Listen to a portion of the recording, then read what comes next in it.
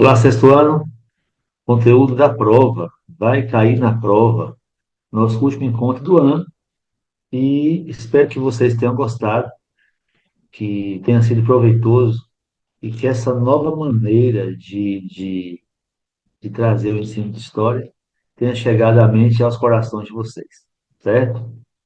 Vamos lá, então. O regime senhorial na Europa. Começamos a estudar, então, Idade Média. Idade Média que vocês vão ver agora no sexto ano e também uma parte do sétimo ano.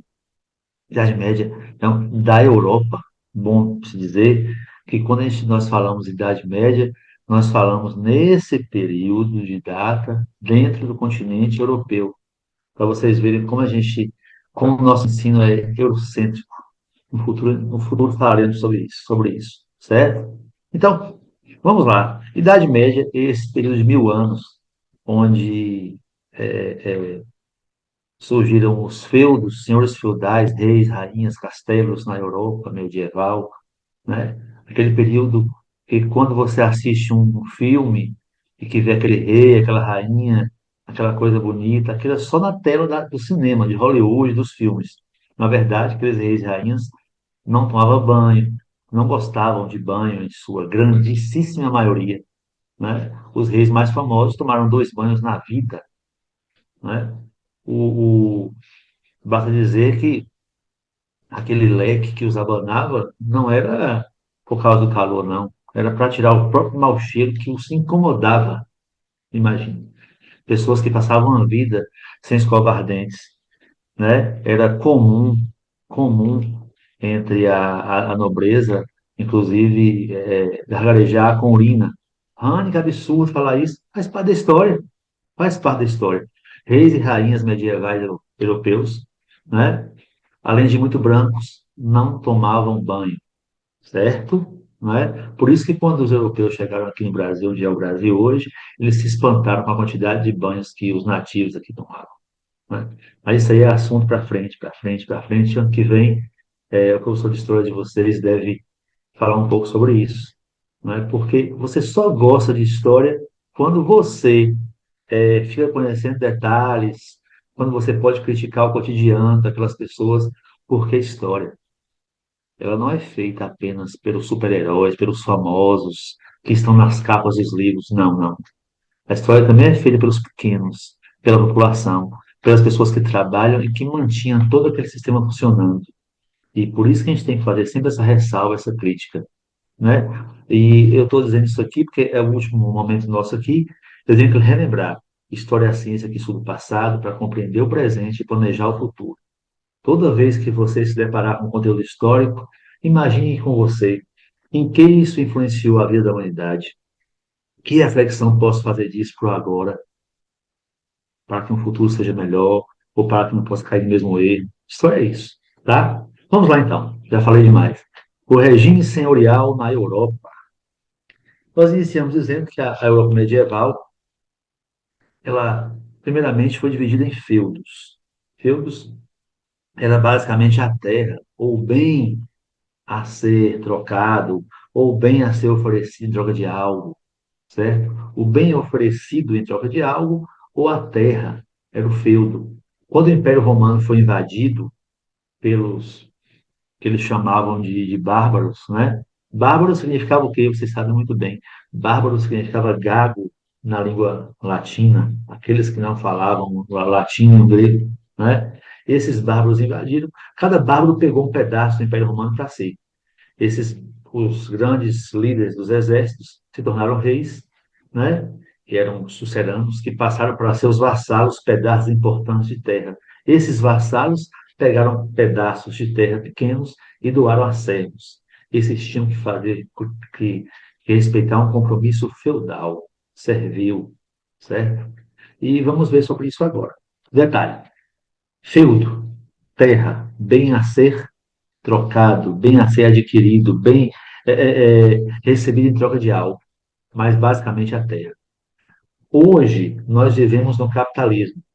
O sistema capitalista que nós vivemos, nele, o mais importante é o capital, é o dinheiro. O sistema capitalista, ele faz, por exemplo, com que nós vejamos um irmão na rua passando fome como mendigo e nos faz a pensar, é assim, sempre foi assim, o mundo é para ser assim. Naquela época, não existia esse sistema capitalista, mas existia outro sistema terrível, que era o feudalismo, né? No feudalismo, tão terrível quanto, no feudalismo, o maior bem era a terra, não era o dinheiro. E essa não podia ser vendida nem comprada, ela era doada de um nobre para um servo que tinha que cumprir obrigações feudais. Eu vou passar aqui as páginas, porque eu sei que eu marquei com vocês. Então, quando um nobre doava terra para outro nobre, esse nobre que doava a terra passava a ser o sucerano. E o nobre que recebia a terra era o vassalo. Esse vassalo podia doar terra para pequenas pessoas pobres e fazer com eles compromissos feudais. Vamos lá. O primeiro compromisso feudal que existia era assim, vamos pegar aqui e vamos falar aqui de uma maneira bem simples. O, o, o senhor feudal, ele chamava um servo e fazia um compromisso. A palavra valia mais que a escrita. Aliás, a escrita nem existia, porque os grandes reis, senhores feudais, além de não tomar banho, assim como o povo, né, qualidade de vida horrível, lavava a mão 3 ou 4 vezes na vida, imagine aí. Né? Além disso, tudo, essas pessoas mantinham a palavra quando os convinha. Né? Vamos lá. A primeira regra era a talha, onde o servo tinha que dividir parte da produção com o senhor feudal. Essa parte da produção, ela consistia, em alguns feudos, na metade do que a pessoa produzia. O coitado ia lá, produzia um ano todo trabalhando, plantando na terra. Quando estava tudo verdinho, pronto para ser consumido, colhido, metade era do castelo. Também fazia parte da talha a parte da igreja. Quer dizer, vamos supor, o cara produziu 100%, 50% para o rei e 20% para a igreja. Ô, Rani, e se não desse a parte da igreja? Se tornaria um herege. O padre, em plena missa, diria: olha, fulano de tal é um herege, não tem a parte da igreja. E ele seria condenado ao esquecimento social. Ninguém poderia comprar, vender, tocá-lo, falar com ele. E ele estaria condenado pela cruz. Se não desse a parte do rei, caía na espada, morreria, né? A diferença é que na cruz morreria aos poucos, sofrendo, e a do rei a espada na hora. Por isso que o povo antigo fala, escolhe entre a cruz e a espada, veio dessa época. Então, a primeira obrigação servil, obrigação do servo, talha, dividir parte da produção com o rei, ou com o senhor feudal. Outra obrigação feudal era a corveia, onde o servo, além de dividir parte da produção para o rei e para a igreja, tinha que trabalhar alguns dias na semana na terra do rei, de graça. Na terra do rei, capinando, plantando, ou na floresta, pegando animais para o rei, pegando lenha. Olha como o servo era sofredor. Pensa aí, uma coisa dessa, né? Vamos lá. Fora isso, se o servo quisesse ter equipamentos, equipamento, gente, nós falamos aqui naquela época, um enxado, um arado, né? Qualquer coisa desse tipo, um galinhoto, uma carroça. Ele teria que ir no castelo pedir isso, pedir que alugasse para ele, né? E esse aluguel em troca de mercadorias, de produtos, 5% da produção. Então, imagina, esse servo que tinha que dar 50% para o rei, tinha que dar 20% para a igreja, tinha que agora trabalhar na terra do Rei de Graça 2 dias por semana, por exemplo. Agora tinha que, para usar equipamentos que ele não podia ter, tinha que doar uma parte da produção para o rei. Ele já estava aí com 25% do que consumia para ele. Então, daquele 100% todo, mais ou menos 25% ficava com o servo. Olha que absurdo, né? E aí, quando esse servo morria, o filho do servo não recebia a terra, não herdava a terra. Ele tinha que ir até o rei pedir a mão morta. Mão morta, que era simplesmente o ato de, em troca de continuar na terra, pagar ao rei algo. Muita gente tinha somente uma vaquinha, muita família, e doava essa vaquinha para o rei para ter o direito de continuar na terra. Essa era a mão morta, certo? Não era uma assombração, nada a ver com assombração, né? E vocês têm essa mania de fazer assombração, nada a ver. Mão morta era simplesmente essa outra obrigação feudal, certo? Vamos nós, então, seguir aqui. Deixa eu ver aqui, dentro do contexto aqui de vocês. Sim, nós falamos na aula também que existia manso-comunal, manso-senhorial e manso-servil. Na prova, você pode falar de uma maneira bem simplificada, não precisa para se preocupar em falar exatamente como está no livro, não. Fala com suas palavras, certo? Vocês sabem que eu gosto muito disso. Então, o manso comunal era a terra comum, comum para todos. No manso comunal, todos podiam estar, reis, rainhas, pobres, o clero, que eram os religiosos, podiam estar ali, todos, era comum para todos. O manso senhorial era a terra que era só do Senhor, que era só dos reis, só dos ricos. Você não iria ver pobre lá, a não ser que fosse autorizado. Então, manso senhorial, terra dos senhores. E o manso servil, a terrinha dos servos. Entendeu? Então, manso comunal, comum, manso senhorial, a, manso, terra, a terra do Senhor, e o manso servil, a terra do servo. Naquela época, a Europa vivia no teocentrismo medieval. Deus era o centro, mas não é o centro como hoje, para a maioria das pessoas que são cristãs ou acreditam no Deus com D maiúsculo, certo? Naquela época, as pessoas acreditavam o seguinte: não acreditavam no livre-arbítrio, onde o ser humano podia transformar seu destino, eles acreditavam, em sua maioria, de que tudo já estava escrito e dizia assim: você é rico porque Deus quer, você é pobre porque Deus quer, e se você tentar mudar isso, você está agindo contra Deus. Adoeceu porque Deus quis, e se você fizer um remédio e der para essa pessoa sem a ordem da igreja, você é um bruxo, uma bruxa, tem que ser queimado na fogueira. Então, no teocentrismo medieval, Deus era o centro. E existia o clero secular e o clero regular. Toda vez que eu falo de clero, nós estamos falando da Igreja Católica Apostólica Romana, mas não é como ela funciona hoje. Eu gosto sempre de frisar isso, que a igreja, como qualquer instituição, ela se transformou, ela se adequou com o tempo, não é? Esse tempo aqui é outro tempo, tudo aqui era muito diferente, certo? Vamos lá.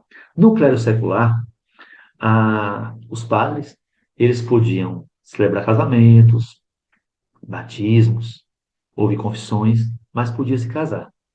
O clero regular era formado por monges, padres, que faziam votos de pobreza e esses viviam em mosteiros. Mosteiro é lugar para viver sozinho. Nesses mosteiros, eles viviam só e copiavam a Bíblia. Eles eram monges copistas. Não existia impressora, né? Detalhe, vamos seguindo aqui. Também falamos, que vai cair na prova, falamos sobre a arte românica e a arte gótica. E eu vou colocar na prova de vocês imagens das igrejas, românica e gótica. Vamos só lembrar que a arte românica, ela era caracterizada por, bom, vamos falar aqui o popular, por ambientes mais escuros. Em plena luz do dia, as igrejas tinham velas acesas para clarear o ambiente. Já no estilo gótico, às vezes, à noite, de lua cheia, uma noite bem estrelada, os vidros que compunham a igreja clareavam o ambiente. Quer dizer, a arte gótica, ela era mais clara, ela continha vitrais, certo? E vamos pegar aqui outra parte do assunto, outra parte do conteúdo. Nobres, clero e trabalhadores. Os nobres, na pirâmide social, eram os ricos. Esses não pagavam impostos, viviam em castelos, né, com riquezas. O clero era os religiosos, que também não pagavam imposto. E os trabalhadores, coitados, sustentavam todo esse luxo, né? Todo esse luxo. Quando você vê aquelas imagens de cavaleiros medievais, com aquelas armaduras, né? As princesas, aquilo é só em Hollywood. Esses cavaleiros medievais, eles eram homens que, inclusive, não tomavam banho, não escovavam dente, né? Por isso que as mulheres também não escovavam, estava tudo normal. Aquele leque era para esconder os dentes, né? Cariados, né? Tal.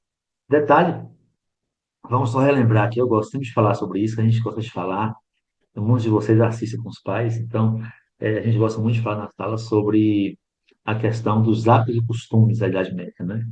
Isso aqui não vai cair na prova, mas precisa falar para a história ter corpo, ter alma, né? Falamos que na Idade Média foi criado o mês das noivas. O mês das noivas é o mês de maio.